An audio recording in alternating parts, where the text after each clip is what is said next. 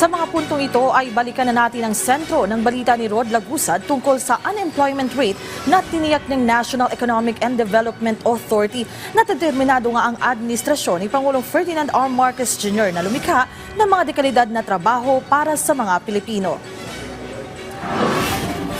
Nakapagtala ng pagbaba sa unemployment rate ang Philippine Statistics Authority.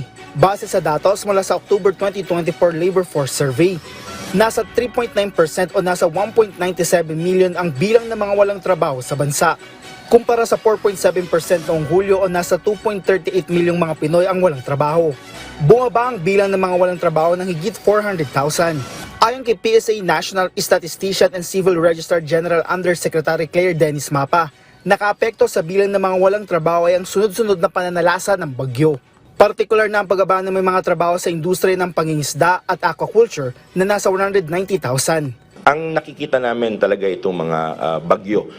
So siyempre, siguro cautious yung ating mga fisher folks na lumabas because of the storms. And nakikita namin yung typhoon talaga, medyo nag-contribute siya doon sa mga subsectors kung saan bumaba yung ating employed persons. Maaari anya na ganito din ang makikita sa buwan ng Nobyembre dahil rin sa patuloy na pananalasa ng bagyo.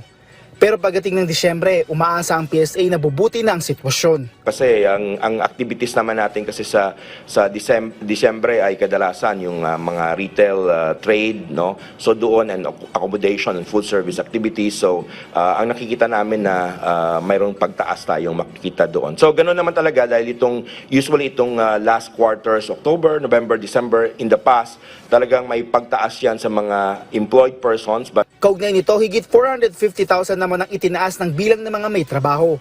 Mula sa 47.7 million o nasa 95.3% noong Hulyo, ay nasa 48.16 million o 96.1% itong Oktubre ang bilang ng mga may trabaho. Nakapagtala ng malaking bilang ng employment ay ang mga industriya ng administrative and support service activities, accommodation and food service activities, transportation and storage at construction. Rod Lagusad, para sa Pambansang TV sa Bagong Pilipinas.